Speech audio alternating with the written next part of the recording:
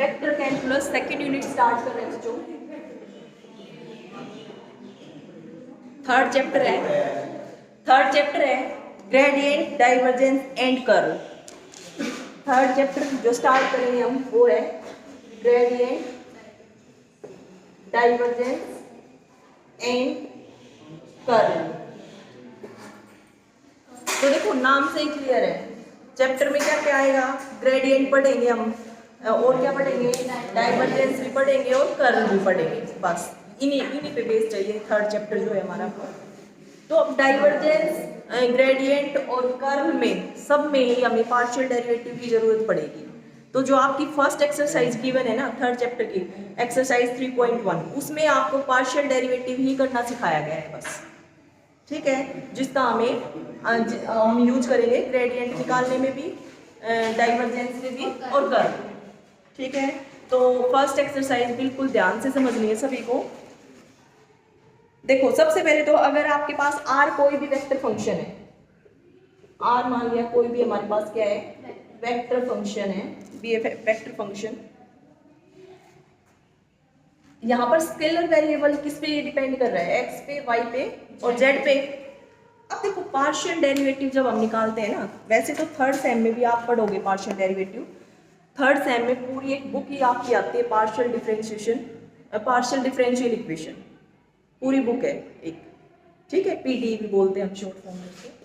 और advance calculus भी पढ़ोगे आप थर्ड सेम में ही, एडवांस कैलकुलस का भी एक चैप्टर है फिफ्थ, पार्शियल डिफरेंशिएशन। तो डिटेल में तो हम वहाँ पे पढ़ेंगे उसको। अभी फिलहाल सिर्फ जो ग्रेडियंट में, डाइवर्जेंस में, कर्ल में जितना हमें जरूरत है वो डेफिनेशन वगैरह हम कर लेते हैं। पार्शियल डेरिवेटिव क्या होता है, सबसे पहले तो मैं आपको ये बता देती हूँ। जैसे देखो आप 11th-12th में पढ़ के आए होगे बच्चों, जैसे y is equal to f of x. y अगर आपके पास x का फंक्शन है और x का फंक्शन में कोई वैल्यू पुट कर देती हूँ, फॉर एग्जांपल मैंने y is equal to x cube ले लिया, तो यहाँ से अब हम देखो y किस पे डिपेंड कर रहा है ये बताओ मुझे, x पे डिपेंड कर रहा है ना। x की वैल्यूज अगर आप चेंज करोगे, जैसे x को पुट किया 0 तो y आ जाएगा 0, x को पुट किया आपने 1 तो y आ जाएगा 1, x को पुट किया -1 तो y आ जाएगा -1 क्यूब -1, x को पुट किया 2 तो y आ जाएगा 8। तो जैसे जैसे आप x की वैल्यूज को चेंज कर रहे हो, y की वैल्यूज भी चेंज हो रही है ना, तो फिर हम यहाँ से डेरिवेटिव निकालते थे, derivative of y with respect to x, ये आपने पढ़ा था। और उसके लिए जो नोटेशन हम यूज करते थे वो ये यूज करते थे dy बाई dx। यहाँ पे सबसे पहली चीज तो ये नोटेशन तब यूज की जाती है जब हमारे पास एक ही इंडिपेंडेंट वेरिएबल हो। इंडिपेंडेंट वेरिएबल मतलब आप x की वैल्यूज पुट कर रहे हो अपनी मर्जी से इंडिपेंडेंटली, ठीक है, लेकिन y तो डिपेंड कर रहा है ना x पे। यहाँ पे y क्या है, डिपेंडेंट वेरिएबल, और x क्या है, इंडिपेंडेंट वेरिएबल। उसके बाद dy बाई dx का मतलब ये है change in y with respect to x, कि अगर आप x में चेंज कर रहे हो तो उसके रिस्पेक्ट में y में कितना चेंज हो रहा है, वो वैल्यू निकालते हैं हम यहाँ से, है ना। और dy बाई dx अगर आप निकाल रहे हो बच्चों, तो यहाँ से डेरिवेटिव के कुछ फॉर्मूले आपने पढ़े होंगे। अगर इस तरह का कोई फंक्शन हो आपके पास तो क्या करते थे, पावर आगे, पावर में से 1 सब्ट्रैक्ट, ये आ जाता था इसका डेरिवेटिव, ठीक है। तो ये तो अच्छा, कोई बच्चा ये कह दे कि मैम यहाँ पर तो y जो है वो डिपेंडेंट बताया आपने और x क्या बताया, इंडिपेंडेंट, ठीक है, ये मैंने बता दिया आपको। कोई बच्चा अगर x और इस तरह से लिखे, x की वैल्यू निकाल लें यहाँ पे y रेज़्ड पावर 1/3, ये वैल्यू आ गई, और आपसे ये पूछ लिया जाए कि आप ये निकालो, मतलब dx बाई dy निकालो। आप dx बाई dy निकालने का मतलब ये है कि जब आप y की वैल्यूज पुट करते जाओगे ना, y यहाँ पर इंडिपेंडेंट वेरिएबल होगा, तो x में कितना चेंज हो रहा होगा वो आपको निकालना है। जैसे y की वैल्यू आपने पुट की 1 तो x भी क्या आ जाएगा 1, y की वैल्यू आपने 0 पुट की तो x भी 0 आ जाएगा। तो इस केस में हम क्या निकालेंगे बच्चों, dx अपॉन dy। तो यहाँ पर जो है ना, इस केस में x क्या है आपका डिपेंडेंट वेरिएबल और y क्या है इंडिपेंडेंट वेरिएबल, ठीक है। अब जब आप चेंज निकालोगे तो बताओ, पावर आगे, पावर में से 1 सब्ट्रैक्ट, ठीक है, ये डेरिवेटिव आ जाएगा। तो ये तो था 11th-12th में आप पढ़ के आए हो, वही बताया मैंने। उसके बाद यहाँ पर जो मैं आपको बताऊंगी वो है पार्शियल डेरिवेटिव। पार्शियल डेरिवेटिव कब यूज किया जाएगा? सबसे पहली चीज तो यहाँ पर अगर एक से ज्यादा इंडिपेंडेंट वेरिएबल आपके पास आ गई, एक से ज्यादा इंडिपेंडेंट वेरिएबल, यहाँ पर जो फंक्शन है वो किस किस पे डिपेंड कर रहा है? वेक्टर फंक्शन, एक्स पे भी, वाई पे भी, जेड पे भी। मतलब अगर कोई बच्चा एक्स में चेंज कर देगा तो भी आर में चेंज होगा, अगर कोई बच्चा वाई में चेंज कर देगा तो भी आर में चेंज होगा, कोई बच्चा जेड पे की वैल्यू चेंज करता चलेगा तो भी आर में चेंज होगा, और कोई बच्चा तीनों ही वैल्यूज को चेंज कर देगा तो भी आर में चेंज होगा। ठीक है, अब हम यहाँ पे चेंज निकाल लेंगे अलग अलग इंडिपेंडेंट वेरिएबल के रिस्पेक्ट में। जैसे अगर मैं बोल दूं आपको कि x को आप चेंज करो, x को, सिर्फ x को चेंज करना है और फिर बताओ कि r में कितना चेंज आएगा। ठीक है, तो उसके लिए हमें डेरिवेटिव निकालना पड़ेगा, लेकिन यहाँ पर टोटल डेरिवेटिव ना आके क्या आ जाएगा? Partial derivative. जहाँ पर एक से ज्यादा इंडिपेंडेंट वेरिएबल आ गए ना बच्चों, वहां पर पार्शियल डेरिवेटिव आ जाते हैं।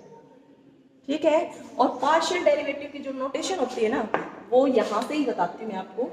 नोटेशन जो आएगी वो आएगी करली, इसको हम बोलते हैं करली। ये डी नहीं है, बहुत सारे बच्चे यहीं पे मिस्टेक करते हैं, इसको डी ही लिख देते हैं। डी लिखते ही ये गलत हो जाएगा बेटा।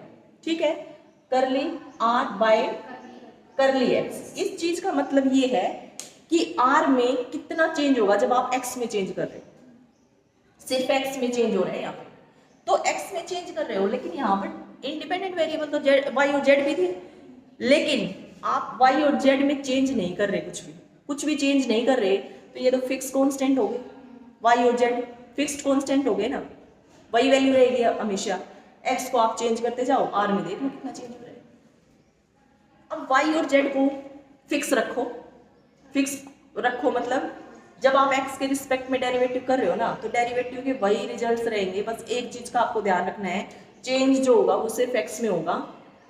तो जब x के रिस्पेक्ट में पार्शियल डेरिवेटिव किया जा रहा है, इस चीज का मतलब ये होता है x को वेरिएबल मान के और x को छोड़ के जो इंडिपेंडेंट वेरिएबल बच गए, x को छोड़ के इंडिपेंडेंट वेरिएबल कौन कौन बचा? y और z को कांस्टेंट मान लो और x के रिस्पेक्ट में डेरिवेटिव कर लो। डेरिवेटिव के रिजल्ट्स वही रहने वाले हैं सारे। ठीक है, ये चीज है। अब इसके लिए उसने जो नोटेशन तो यही है, ये लिख दो या फिर आप ये लिख दो, दोनों ही यही चीज है कि आप क्या निकाल रहे हो? Partial derivative of r with respect to x. ठीक है, ये लिख दिया है एफ एक्स। ये भी यही बात है कि आप पार्शियल डेरिवेटिव एफ का निकाल रहे हो with respect to x. With respect to x अगर बच्चों आप निकाल रहे हो तो सिर्फ आप एक्स को चेंज कर सकते हो, वाई और जेड तो कांस्टेंट होंगे यहाँ। तो यहाँ से जो डेफिनेशन लिखी हुई है वो है limit delta x tends to 0, delta x मतलब चेंज इन एक्स, उसके बाद एफ, यहाँ पे आप क्या लिखोगे? X plus delta x, y z fix रहेंगे यहाँ पे एज इट इज, फिर minus f of x y z as it is upon में डेल्टा एक्स। ये वैल्यू होती है बाय डेफिनेशन, ये होता है। बट हम जब निकाल लेंगे पार्शियल डेरिवेटिव, जब हम सोल्व करेंगे तो हम डेफिनेशन का यूज नहीं करेंगे, हम डायरेक्ट जो डेरिवेटिव के रिजल्ट्स आप जानते हो वैसे ही निकालेंगे। ठीक है, फिर अगर मैं आपको ये बोल दूं कि आप निकालो बच्चों करली आर बाय करली वाई, जिसको हम एफ वाई ऐसे भी लिख सकते हैं। इस चीज का क्या मतलब है कि आप r का पार्शियल डेरिवेटिव कर रहे हो विद रिस्पेक्ट टू y, मतलब जब आप y में चेंज कर रहे हो तो r में कितना चेंज होगा वो चीज आप यहाँ से निकाल रहे हो। ठीक है, अगर सिर्फ y में चेंज कर रहे हो तो यहाँ पर y को छोड़ के जो इंडिपेंडेंट वेरिएबल बचा, कौन कौन बचा? x और z। तो x और z तो इस केस में क्या रहेंगे? Constant, fix constant.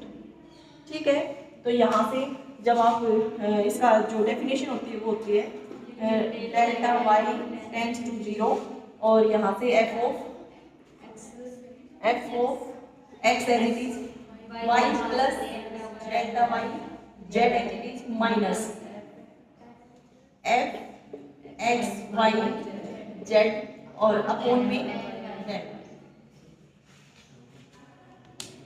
क्लियर बच्चों? Similarly curly r by curly z आप निकाल सकते हो। ठीक है, इसको हम बोलते हैं partial derivative of r with respect to y, इसको हम बोलेंगे partial derivative of r with respect to x. और सिमिलरली आप curly r by curly Z भी निकाल सकते हो, ये नोटेशन भी यूज की जा सकती है। ये हो जाएगा del Z tends to 0 F of x Y as it is, सिर्फ जेड से चेंज होगा, minus f of x y Z upon del.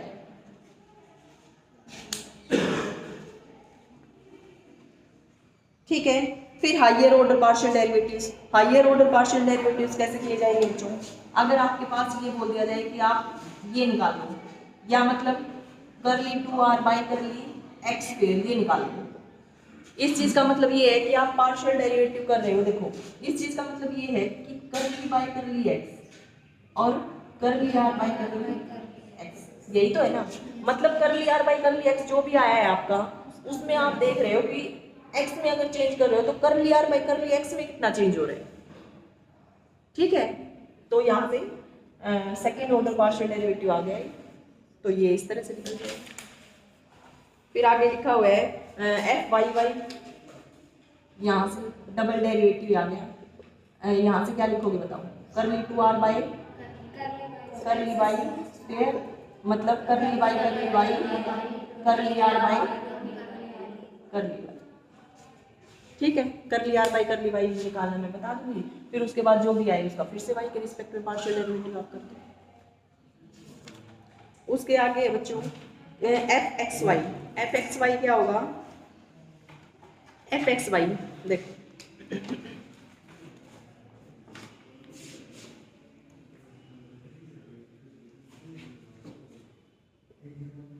F x y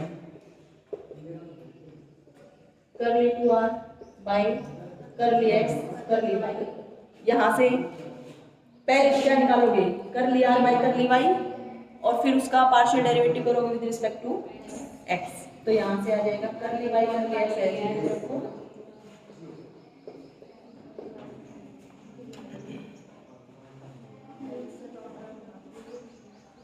curly 2r by, ये लिखा हुआ है बच्चों, ये जो वैल्यू है ना ये इसकी नहीं, वाई एक्स की है, वाई एक्स या एफ वाई एक्स जो होगा ना वो होता है इसका।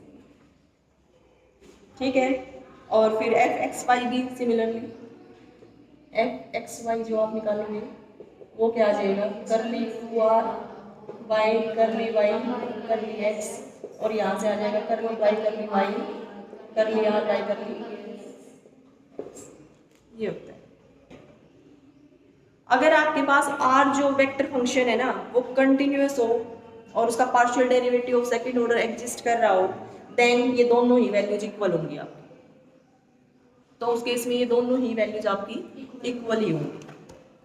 उसके बाद कुछ रूल्स लिखे हुए हैं for finding partial derivatives of vectors, ये आपको सिर्फ याद रखने हैं, इनका प्रूफ इतना जरूरी नहीं है। आपके एग्जाम के पॉइंट ऑफ व्यू से सिर्फ हम एज ए रिजल्ट याद रखेंगे इनको।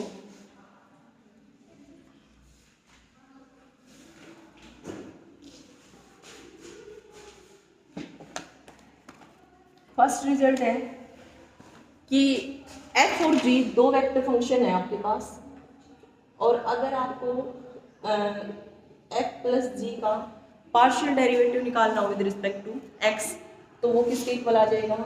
आप f का पार्शियल डेरिवेटिव निकाल लो विद रिस्पेक्ट टू x, फिर प्लस g का पार्शियल डेरिवेटिव निकाल लो आप विद रिस्पेक्ट टू x। ठीक है, फर्स्ट रिजल्ट ये था। सेकेंड रिजल्ट है बच्चों, सेकेंड रिजल्ट में अगर f डॉट g हो, f भी वेक्टर फंक्शन है और g भी आपका वेक्टर फंक्शन है, तो दोनों के बीच में डॉट प्रोडक्ट भी आप कर सकते हो और क्रॉस प्रोडक्ट भी आप कर सकते हो। तो यहाँ से अगर आपको निकालना हो करली बाई करली x f डॉट g, तो यहाँ से जो रिजल्ट लिखा हुआ है वो है f को रखेंगे as it is dot first function as it is, जो आपने वैसे भी पढ़ा होगा ना डेरिवेटिव बेस, ये होता था ना d by d x u into v, पढ़ा है ना। First function as it is, second का डेरिवेटिव, फिर प्लस फर्स्ट का डेरिवेटिव और सेकेंड एज इट इज, यही था ना, पढ़ रखा है ये। अब यहाँ पर भी वही चीज रहेगी, एफ डॉट जी है ना, तो जहां पर डॉट आएगा वहां पर डॉट ही लगेगा, जहां क्रॉस आएगा, अगर यहाँ पे क्रॉस होता तो रिजल्ट में भी क्रॉस ही आता। इस चीज का आपको ध्यान रखना है। तो एफ डॉट इसका पार्शियल डेरिवेटिव करेंगे विद रिस्पेक्ट टू एक्स, फिर प्लस, अब देखो अब एफ का partial derivative with respect to x और जी एच, ठीक है। तो यहां से ही कंपेयर करके याद रखना है आपको, अलग से कोई रिजल्ट नहीं है ऐसा कुछ। जैसे ये आपका रिजल्ट था वैसे ही ये है, लेकिन एक चीज का यहाँ पे ये ध्यान रखना है कि यहाँ पर डॉट है ना, तो यहाँ पर भी डॉट ही लगेगा और यहाँ पर भी डॉट ही लगेगा, क्योंकि वेक्टर कैलकुलस में डॉट और क्रॉस का मीनिंग अलग अलग होता है बच्चों। हो गया ये रिजल्ट दिया। उसके बाद थर्ड रिजल्ट है, थर्ड में क्या है, करली by curl x, F cross जी अगर आपको निकालना हो, एफ क्रॉस जी अगर आपको निकालना हो तो वो भी सेम ही रहेगा। देखो यहाँ से क्या आ जाएगा, F cross curl G by curl X, फिर plus curl F by curl X cross G. ठीक है बच्चों, ये दोनों ही रिजल्ट यहीं से याद हो जाएंगे। बस अगर डॉट है तो यहाँ पे डॉट लगेगा, क्रॉस है तो यहाँ पे क्रॉस लग जाएगा। उसके बाद फोर्थ जो रिजल्ट है वो है कि अगर एक स्केलर हो आपके पास फाई, फाई तो है यहाँ पे स्केलर पॉइंट फंक्शन, और जो एफ है वो है वेक्टर फंक्शन।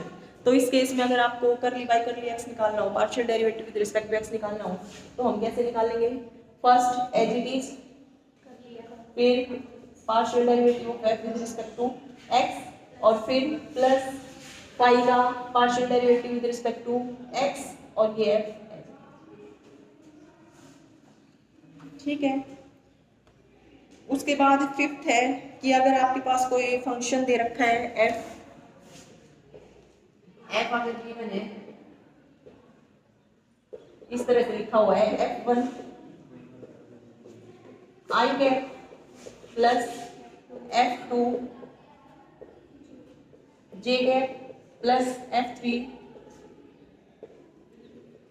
के कैप, अगर इस तरह से कोई फंक्शन आपके पास गिवन है और आपको निकालना है क्या, करली एफ बाई करली एक्स, तो यहाँ से जो करली एफ बाई करली एक्स निकलेगा बच्चों को किस तरह से निकलेगा, f1 का पार्शियल डेरिवेटिव करो with respect to x i cap plus यहाँ से इसका करो और इसका, ठीक है। सिमिलरली उनके रिस्पेक्ट में भी आप निकाल सकते हो, वाई और जेड के रिस्पेक्ट में। यहाँ से आ जाएगा करली f1 by curl x i cap plus करली f2 by curl x J cap plus करली f3 बाई करली एक्स के, ये आ जाएगा।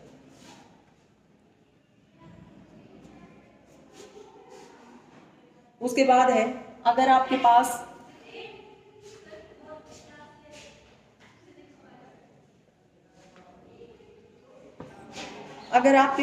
जो f है ना वो स्केलर वेरिएबल्स पे जो डिपेंड कर रहा है, f जो है वो फंक्शन है किसका, एक्स वाई जेड का, और जो एक्स वाई जेड है ना वो भी t की टर्म्स में एक्सप्रेस किया जा सकता है, एक्स वाई जेड को भी, एक्स वाई जेड को in terms of t express किया जा सकता है। तो उस केस में जब आप करली, आपसे ये पूछ लिया जाए करली f बाई करली t आप निकाल लो, तो उसके लिए पहले तो आप f का पार्शियल डेरिवेटिव करोगे विद रिस्पेक्ट टू x, और उसके बाद देखो इसने तो लिख दिया करली x बाई करली t लिख दिया इसने, बुक में यहाँ पे करली x बाई करली t लिखा हुआ है, बट यहाँ पे करली x बाई करली t लिखने की जरूरत ही नहीं थी, क्योंकि x जो है वो अकेला t का फंक्शन है।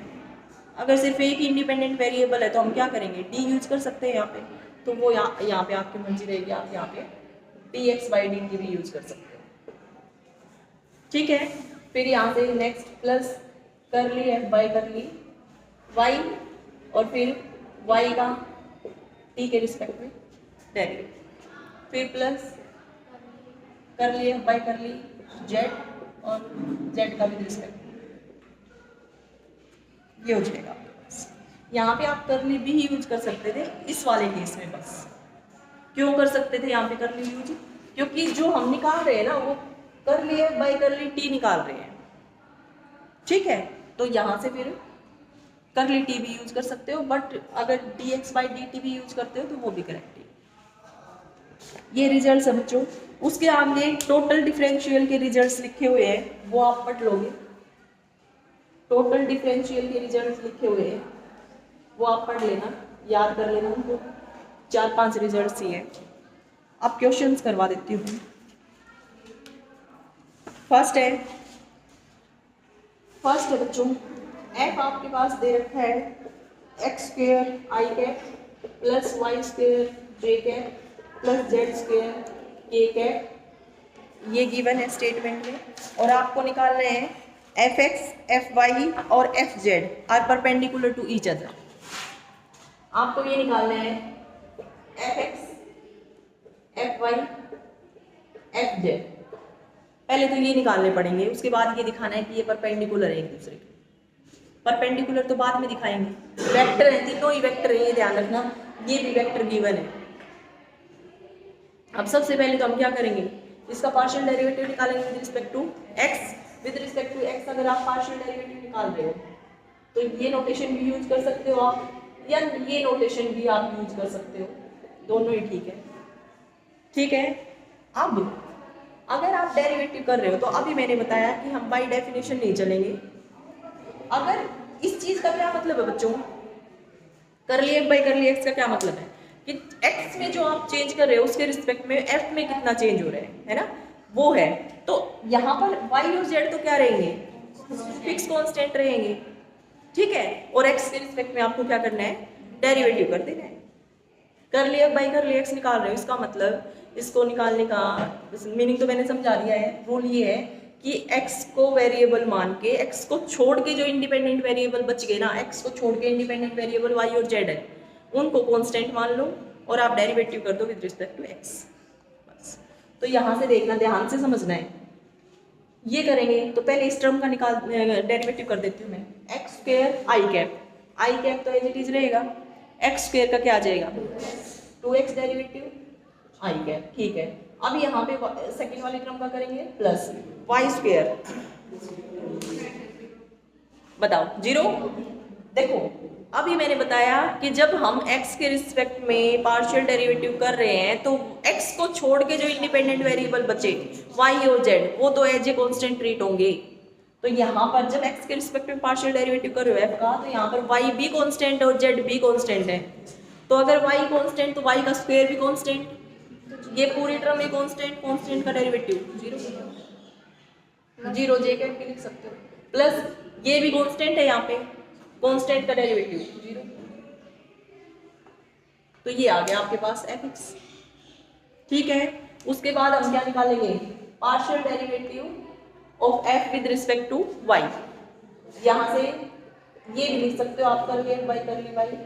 इस चीज का क्या मतलब है बच्चों कि f का partial derivative with respect to y करना है, तो y को छोड़ के जो इंडिपेंडेंट वेरिएबल बच गए, y को छोड़ के इंडिपेंडेंट वेरिएबल x और z बच गया, वो कांस्टेंट मान लो और y के रिस्पेक्ट में डेरिवेटिव कर दो। तो बताओ क्या आएगा, फर्स्ट टर्म का करोगे तो एक्स स्क्वायर आपकी बार कांस्टेंट है, कांस्टेंट का डेरिवेटिव 0, फिर plus Y square J cap का करोगे तो y के रिस्पेक्ट में तो होगा यहाँ पे डेरिवेटिव 2y जे कैप प्लस 0 क्योंकि कांस्टेंट है यहाँ पे। ये आ गया एफ वाई। फिर आपको निकालना है एफ जेड जब आप निकाल रहे हो तो ऐसे भी लिख सकते हो करली एफ बाई करली जेड। इसका मतलब जेड को छोड़ के जो इंडिपेंडेंट वेरिएबल बचे एक्स और वाई, वो एज ए कांस्टेंट ट्रीट होंगे और जेड के रिस्पेक्ट में आपको डेरिवेटिव करना है। तो यहाँ से एक्स स्क्वायर कांस्टेंट होगा, कांस्टेंट का डेरिवेटिव 0, फिर प्लस वाई स्क्वायर भी यहाँ पे कांस्टेंट होगा, कांस्टेंट का डेरिवेटिव 0, फिर प्लस जेड के रिस्पेक्ट में डेरिवेटिव करना है तो 2z के।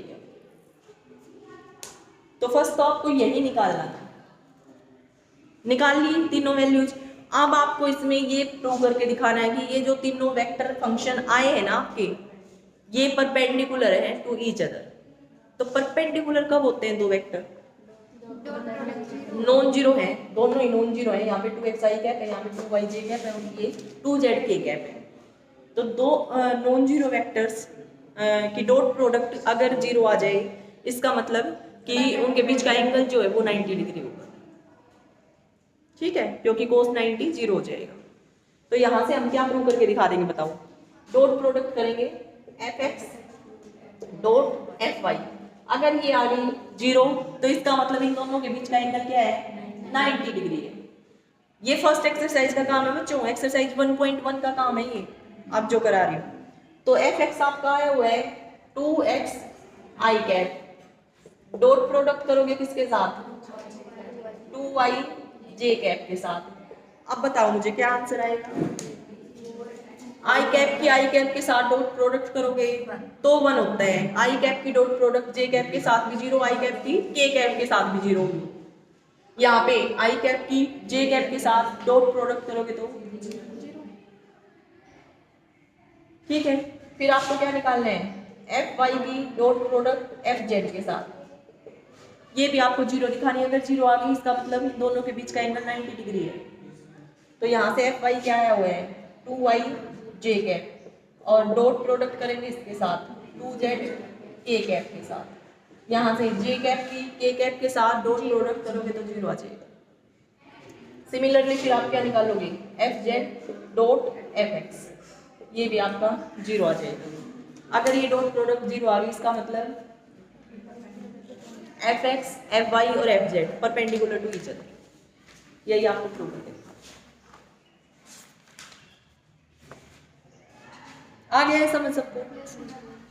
मेन तो बच्चों इसमें क्या था कि आपको ये पार्शियल डेरिवेटिव सीखना है कि एक्सरसाइज 3.1 में ये पार्शियल डेरिवेटिव हम कैसे करते हैं, क्योंकि आगे जब हम ग्रेडियंट पढ़ेंगे, डाइवर्जेंस पढ़ेंगे और कर्ल पढ़ेंगे ना, तो उनकी डेफिनेशन में ही पार्शियल डेरिवेटिव आएगा।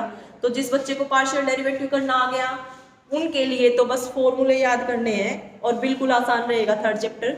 और जिस बच्चे को पार्शियल डेरिवेटिव करना नहीं आया उस बच्चे के लिए बहुत मुश्किल हो जाएगा ग्रेडियंट निकालना, डाइवर्जेंस निकालना और कर्ल निकालना, क्योंकि अगर उनको फॉर्मूला भी आता होगा ना तो भी पार्शियल डेरिवेटिव नहीं आता होगा तो वो नहीं निकाल पाएंगे।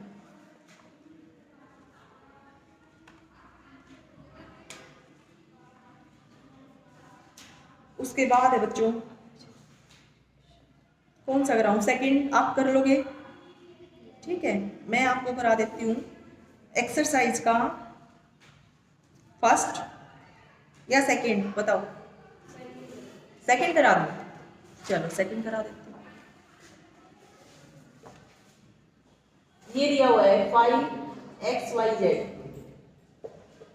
x/y² z और जो f वेक्टर फंक्शन है वो दिया हुआ है बच्चों xz i cap minus xy² j cap plus yz² k cap, ये दिया हुआ है। और आपको निकालना क्या है, आपको ये वैल्यू निकालनी है।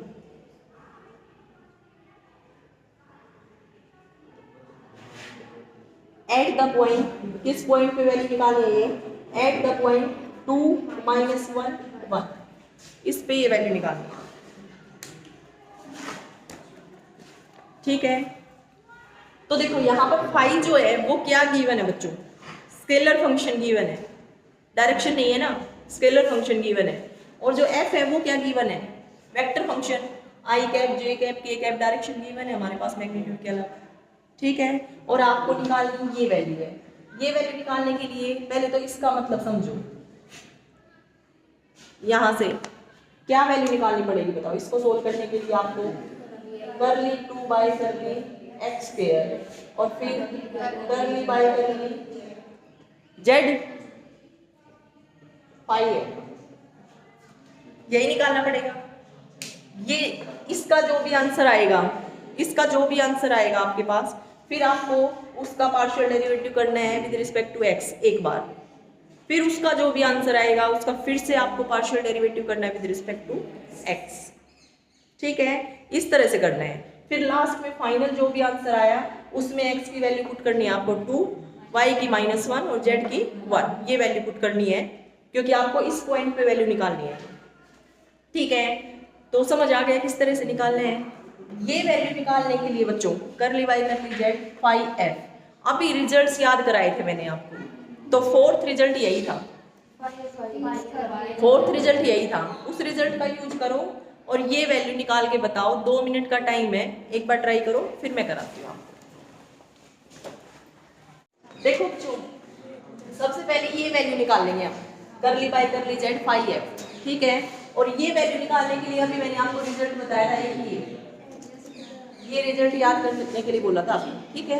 यहाँ पर चेंज क्या है, यहाँ पर तो करली बाय करली एक्स है, यहाँ पे करली बाय करली जेड है, बस, ठीक है। तो इस रिजल्ट का यूज करने के लिए आपको पहले वैल्यू किसकी चाहिए है, करली एफ बाय करली जेड और करली फाई बाय करली जेड।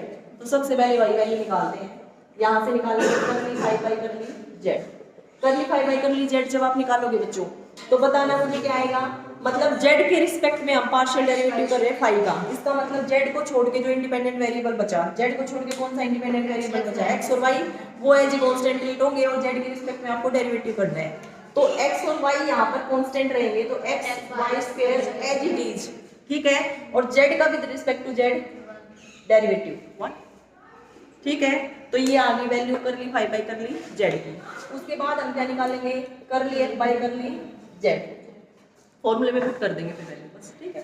करली एफ बाय करली जेड जब आप निकालोगे, तो इसका मतलब जेड को छोड़ के जो इंडिपेंडेंट वेरिएबल बचे, जेड को छोड़ के इंडिपेंडेंट वेरिएबल बचा एक्स और वाई, वो एज ए कांस्टेंट ट्रीट होगा और जेड के रिस्पेक्ट में आपको डेरिवेटिव कर देना है। तो यहाँ से फर्स्ट टर्म का करेंगे पहले, तो फर्स्ट टर्म में जेड है ना, जेड है तो जेड का तो हमें करना है डेरिवेटिव। तो एक्स तो कांस्टेंट है, यहाँ पे एक्स को रखो एज इट इज, जेड का with respect to z derivative 1 I cap. फिर इस टर्म का करेंगे, इस टर्म का करोगे तो देखो जेड के रिस्पेक्ट में करना है, एक्स तो कांस्टेंट है, वाई भी कांस्टेंट है, एक्स वाई स्क्वायर भी कांस्टेंट है, कांस्टेंट का derivative 0।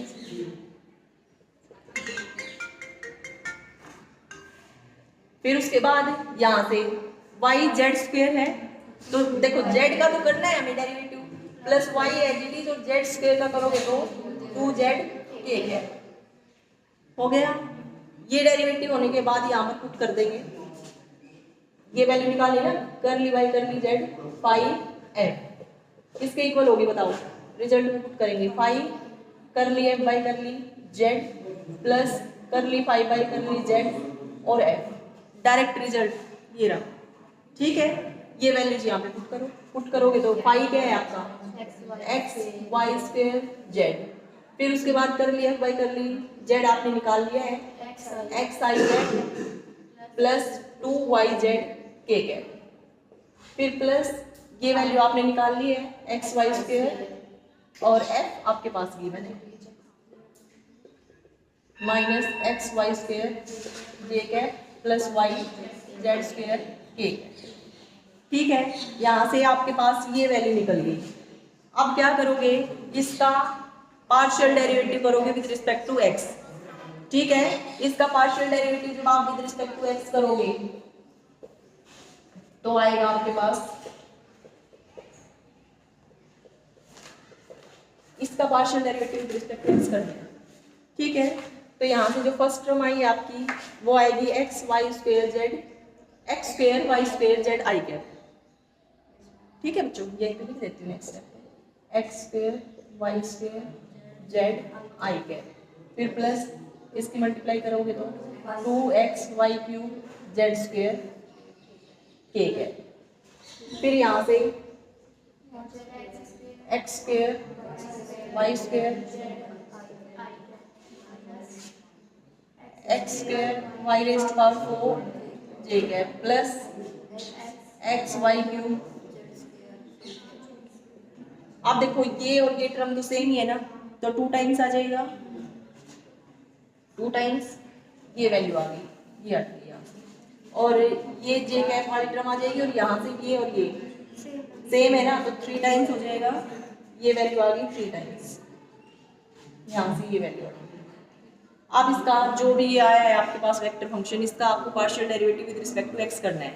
With respect to x partial derivative करने का मतलब ये है कि वाई और जेड को कांस्टेंट मानो और एक्स के रिस्पेक्ट में डेरिवेटिव कर दो। तो जब यहाँ पे एक्स के रिस्पेक्ट में डेरिवेटिव करोगे तो फर्स्ट टर्म का लेना बच्चों ध्यान से, 2y स्क्वायर जेड तो है कांस्टेंट, यहाँ पे 2y स्क्वायर जेड कांस्टेंट और एक्स स्क्वायर का डेरिवेटिव 2x आई कैप है जी, ठीक है। फिर यहाँ पे जे कैप वाली टर्म का पहले कर लेते हैं, वैसे कोई रूल नहीं है, यहाँ पे आप ये भी कर सकते हैं।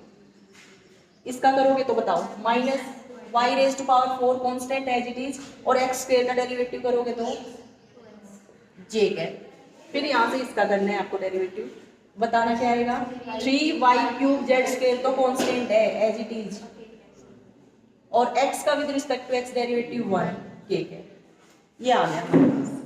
ठीक है, अब यहाँ पर तो 2 बार पार्शियल डेरिवेटिव करना था ना विद रिस्पेक्ट टू x, तो ये जो भी आ गया इसका फिर से आप x के रिस्पेक्ट में पार्शियल डेरिवेटिव करोगे, फिर से पार्शियल डेरिवेटिव करोगे विद रिस्पेक्ट टू x, तो बताना क्या आएगा, करली 2 by curly x square curly by curly z phi f is equal to, ये जो आया है ना इसका फिर से partial derivative with respect to x कर रहे हैं। तो देखो x के रिस्पेक्ट में पार्शियल डेरिवेटिव करोगे बच्चों तो y और z तो कांस्टेंट है, y z कांस्टेंट है, तो x के रिस्पेक्ट में डेरिवेटिव कर दो, 4y square z as it is, x का with respect to x1 i minus यहाँ पे 2y रेज़ टू पावर 4 तो एज इट इज कांस्टेंट है, x का with respect to x1 j है, और फिर प्लस यहाँ से x तो है ही नहीं ना, तो पूरी टर्म कांस्टेंट है, कांस्टेंट का डेरिवेटिव ठीक है, ये आ गया बच्चों। ठीक है, अब इसमें आपको ये जो वैल्यू निकालनी थी ना वो एट पॉइंट इस पे निकालनी थी, तो इस पॉइंट पे वैल्यू निकालोगे तो क्या आ जाएगा बताओ, x की वैल्यू 2 पुट कर दो, y की वैल्यू -1 पुट कर दो, z की वैल्यू 1 पुट कर दो, तो ये जो वैल्यू है ये आ जाएगी इसमें एट पॉइंट 2 -1 और 1, यही वैल्यू जो आएगी बताना मुझे अब क्या, 4 -1 का स्क्वायर 1 i है, फिर -2 -1 रेज़ टू पावर 4 j है, बस यहाँ से आ गया 4 i है, फिर यहाँ से -2j, ये आ गया आंसर। ठीक है, इस तरह से आपको क्वेश्चंस कर लेने हैं, पूरी एक्सरसाइज ट्राई कर लेना 3.1।